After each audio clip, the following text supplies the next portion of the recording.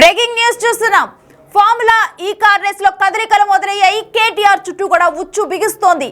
అయితే ఫార్ములా ఈ car race case file అయితే ప్రెజెంట్ సీఎస్ శాంతికుమార్ నుంచి ఏసీబీకి నిన్న రాత్రే చేరిపోయింది. ఇక ఎనీ మినిట్ ఎనీ సెకండ్ కూడా కేసు నమోదయ్యే అవకాశం ఉంది.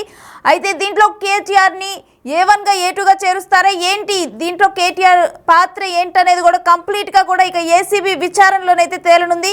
ఫార్ములా ఈ కార్ రేసులోనైతే ప్రజెంట్ కేసు ముందుకి కదులుతుంది. ఇప్పటికే ఈ కేసుకు సంబంధించి గవర్నర్ అనుమతులన్నీ కూడా కంప్లీట్ అయిపోయాయి. ఇక క్యాబినెట్లో అనుమతించి ఏసీబీకి ప్రభుత్వం ఫైల్ని పంపించడం జరిగింది.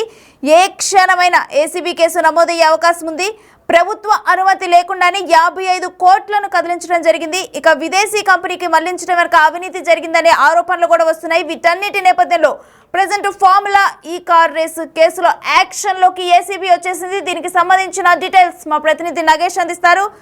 నగేష్, ఈ కార్ రేసులో ఏసీబీ వచ్చేసింది, ఇక డీటెయిల్స్ ఏంటి దీనికి సంబంధించి? కుమారు ఒక మీటింగ్ నిర్వహించున్నారు. మీటింగ్ తర్వాత నిన్న కూడా ఒక మీటింగ్ జరిగింది, హై లెవెల్ మీటింగ్. ఎందుకంటే ఈ కార్ రేసింగ్ లో ప్రస్తుతం అయితే నిన్న సిఎస్ నుంచి ఏసీబీ డీజీ విజయ్ కుమార్ కి ఫైల్ చేరుకుంది. నిన్న కూడా ఉదయం ఫార్మల్ ఒక మీటింగ్ నిర్వహించుకున్నారు. అంటే ఈ కార్ రేస్ కి సంబంధించి వస్తే ఎటువంటి అంటే కేసులు నమోదు చేయడం కావచ్చు, టీమ్స్ ఏర్పాటు చేయడం కావచ్చు, వాళ్ళు తదుపరి నెక్స్ట్ అంటే విచారణకు సంబంధించి దర్యాప్తు క్రమంలో ఎలాంటి మూమెంట్ తీసుకోవాలి, అంటే ఎక్కడెక్కడ వెళ్లి దాడులు నిర్వహించడం, లేదంటే కొన్ని పేపర్లు సేకరించడం కావచ్చు, వాటన్నిటికి సంబంధించి కూడా ఒక చాలా ఫ్యాక్షన్ ని ఖచ్చితంగా చేసే అవకాశం కనిపిస్తుంది. ఇవాళ ఈ ఫైల్ ని క్షుణ్ణంగా పరిశీలించిన తర్వాత న్యాయ నిపుణుల నుంచి కూడా కొన్ని సలహాలు తీసుకునే అవకాశం కనిపిస్తుంది. తదుపరి అంటే ఏసీబీలో కూడా లీగల్ కి సంబంధించిన టీం ఉంటుంది, ఆ టీం నుంచి కూడా కొన్ని సలహాలు తీసుకుంటారు. తదుపరి వాళ్ళు కేసులు అంటే ఇందులో అవినీతి నిరోధక శాఖ సంబంధించిన ప్రైమ్ అంటే పిఎంఎల్ఏ యాక్ట్ కూడా ఇందులో ఉంటుంది. ఎందుకంటే మనీ లాండరింగ్ సంబంధించిన వ్యవహారం కూడా ఉంది. అంటే ఈ కార్ రేస్ కి సంబంధించి 55 కోట్ల రూపాయలు విదేశీ మారకం ద్వారా చెల్లింపులు జరిగాయని చెప్పి ఇప్పటికే ఆరోపణలు ఉన్నాయి.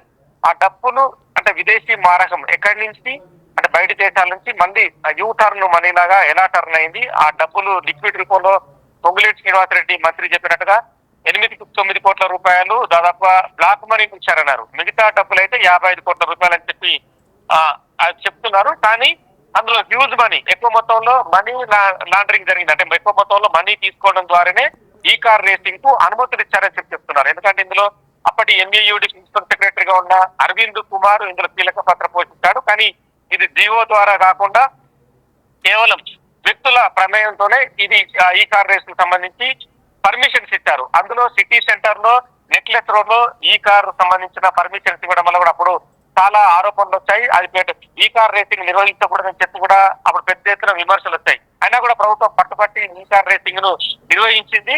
కానీ 55 కోట్ల రూపాయల చెల్లింపులు అనేది ఇక్కడ కీలకం. 55 కోట్ల పైన కూడా మనీ ఉందంటుంది కాబట్టి ఖచ్చితంగా విదేశీ మారకం ద్వారానే చెల్లింపులు జరిగాయనేది స్పష్టంగా కనిపిస్తుంది. కానీ ఆ విదేశీ కంపెనీ ఎక్కడిది, ఆ విదేశీ కంపెనీ ద్వారా మళ్ళీ మనీ ఎవరి ఖాతాల్లోకి వచ్చింది, ఆ డబ్బులు లిక్విడ్ రూపంలో వచ్చాయా లేదంటే గిఫ్ట్ రూపేణ చెల్లింపులు జరిగాయని కూడా ఈ కేసులో క్లారిటీ రావాల్సింది. అంటే మొత్తం ఈ కార్ రేస్ కు సంబంధించి టోటల్ గా మ్యాచ్ ఫిక్సింగ్ అనేది ప్రధాన ఆరోపణ. మంత్రి పొంగులేటి శ్రీనివాసరెడ్డి కూడా మొన్న పిక్చాట్ లో పూర్తిగా ఇది మ్యాచ్ ఫిక్సింగ్ ద్వారానే జరిగింది. కేవలం ఈ కార్ రేసింగ్ ను నిర్వహించాలన్న వ్యవహారం ఏదైతే ఉందో అన్అఫీషియల్ గా నిర్వహించి డబ్బులు తీసుకోవడం ద్వారానే ఈ కార్ రేసింగ్ ను నిర్వహించారు. కానీ అధికారికంగా మాత్రం ఎక్కడ కూడా వీళ్ళు ప్రభుత్వానికి కానీ ప్రజలకు న్యాయం చేసే విధంగా జరగకుండా ప్రజాధనాన్ని వాళ్ళు ఎవరైతే ఇందులో రాజకీయ నేతల లేదంటే బ్యూరోక్రాట్ ఉన్నారా ఎవరు ఏంటనేది కూడా ఖచ్చితంగా దర్యాప్తులో తేల్చే అవకాశం కనిపిస్తుంది. ముఖ్యంగా అవినీతి నిరోధక చట్టం కింద కేసులు నమోదవుతాయి. నెక్స్ట్ ఇది ఎఫ్ఐఆర్ అయిన తర్వాత ఇందులో ఎన్ఫోర్స్మెంట్ డైరెక్టరేట్ ఎంటర్ అవుతుందా లేదనేది కూడా చూడాల్సిన అవసరం కనిపిస్తుంది. ఒకవేళ హ్యూజ్ మనీ 55 కోట్ల పైన దాటి ఈ వ్యవహారం నడిస్తే కనుక ఆ కోర్టులో ఎఫ్ఐఆర్ ని ఏసీబీ దాఖలు చేస్తుంది. తదుపరి ఈడీ కూడా ఈ కేసుని క్షుణ్ణంగా పరిశీలిస్తుంది. ఎందుకంటే విదేశీ మారకం ద్వారా డబ్బు చెల్లింపు అంటే విదేశీ ద్వారా వచ్చింది కాబట్టి ఖచ్చితంగా ఎన్ఫోర్స్మెంట్ డైరెక్టరేట్ కూడా ఏ దేశం నుంచి డబ్బులు వెనక్కి మళ్ళీ అన్న కోణంలో కూడా దర్యాప్తు జరిగే అవకాశం కనిపిస్తుంది. అంటే చాలా విషయాలు కూడా ఎన్ఫోర్స్మెంట్ డైరెక్టరేట్ భారతదేశానికి సంబంధించి డబ్బు నిల్వలు ఇన్సైడ్ భారతదేశంలో జరగాలి, కానీ విదేశాల నుంచి మళ్ళీ వెనక్కి డబ్బులు రాకూడదని చెప్పి కూడా మన దేశంలో చట్టం ఉంది. ఇందులో ఖచ్చితంగా పిఎంఎల్ఏ యాక్ట్ వర్తింపజేస్తుంది. ఈ క్రమంలోనే ఇవాళ ఏసీబీ కేసు నమోదు అంటే పలు సెక్షన్ల కింద నమోదు చేసిన తర్వాత తదుపరి ఈ వ్యవహారంలో దర్యాప్తును ముందుకు తీసుకెళ్లే అవకాశం ఉంది. అయితే నగేష్, దీంట్లో ప్రధానంగా ఎటువంటి ఆరోపణలు వినిపిస్తున్నాయి? ముఖ్యంగా మాజీ మంత్రి కేటీఆర్ ఇందులో A1 గా ఉండే అవకాశం కనిపిస్తుంది. ఎందుకంటే మొత్తం కేటీఆర్ చుట్టే ఈ కార్ రేసింగ్ వ్యవహారం అంతా నడుస్తుంది. తదుపరి A2 గా అరవింద్ కుమార్ ఉంటాడు. ఇందులో మరో 3 అధికారులను కూడా తీర్చే అవకాశం కనిపిస్తుంది. ఇందులో ప్రధానంగా A3 గా ఈ కార్ రేస్ కి సంబంధించిన కంపెనీని A3 గా ఉంచి మిగతా అధికారులు తీసుకొచ్చే అవకాశం ఉంది. కానీ కేవలం ఈ 3 నుంచి 5 అధికారుల మధ్య ఉంటుందా, లేదంటే ఇంకా ఎక్కువ మొత్తంలో ఇందులో అధికారులు కానీ కంపెనీలు ఉన్నాయి ఏంటనేది కూడా ఖచ్చితంగా దర్యాప్తులోనే తేలాల్సిన అవకాశం కనిపిస్తుంది. ఎందుకంటే ప్రభుత్వం నుంచి అధికారికంగా ఎక్కడ కూడా ఈ కార్ రేసింగ్ పర్మిషన్ అనేది జరగలేదు. కేవలం ప్రైవేట్ వ్యక్తుల ద్వారా జరిగింది. అందులో బ్యూరోక్రాట్లు ఎంటర్ అవ్వడం అనేది కూడా చట్ట విరుద్ధం. ఎందుకంటే ఇందులో స్వయంగా అప్పటి ప్రిన్సిపల్ సెక్రటరీ అరవింద్ కుమారే ఉండడం, అరవింద్ కుమార్ వెనుక మాజీ మంత్రి కేటీఆర్ మొత్తం పూర్తిగా ఈ వ్యవహారాన్ని నడిపించడం అనేది ప్రధానంగా కనిపిస్తుంది. సో వీళ్ళకి సంబంధించిన లింకులు ఎక్కడెక్కడ ఉంటే ఖచ్చితంగా ఆ లింకుల్లోని వ్యక్తులందరూ మొదట ఎఫ్ఐఆర్ నమోదైన తర్వాత తదుపరి కూడా ఇందులో A1, A2 నుంచి మొదలుకొని ఎంతమంది నిందితులుగా ఉంటారనేది కూడా నెక్స్ట్ లెవెల్ దర్యాప్తులో తేల్చే అవకాశం కనిపిస్తుంది.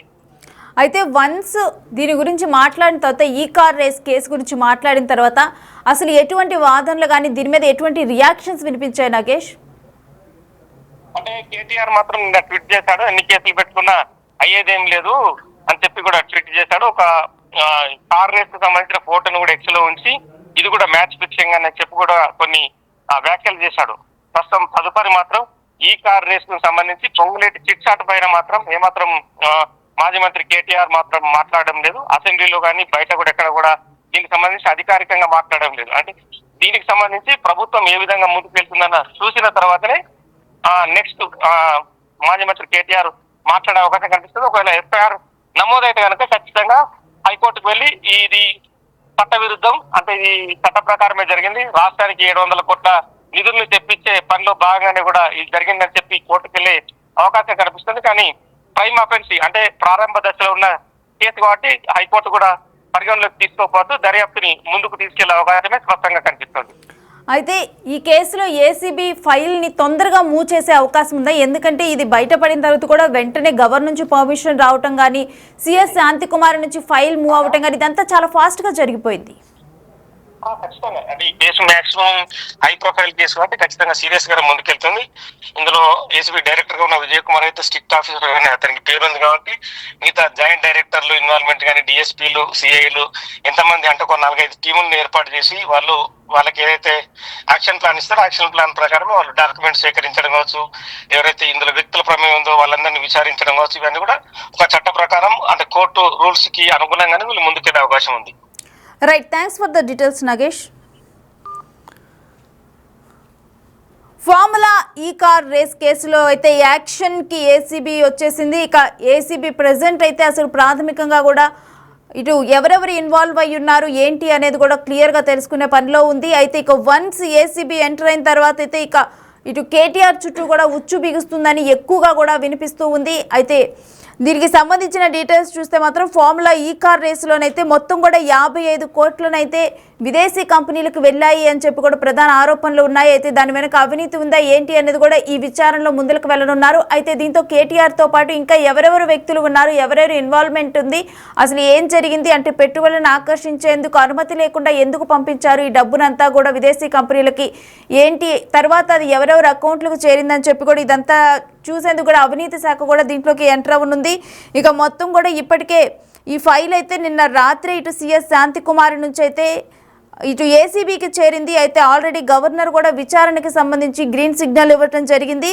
సో చూడాలి మరి ఏసీబీ ఈ కేసులో ఎప్పుడు ఎలా ముందులకు వెళ్ళనుంది. అదేవిధంగా కేటీఆర్ మీద అయితే ఎనీ సెకండ్ కూడా కేసు నమోదయ్యే అవకాశం ఉంది. మరి ఈ కేసులో పురోగతి ఏంటి అనేది కూడా డెఫినెట్గా వేచి చూడాలి.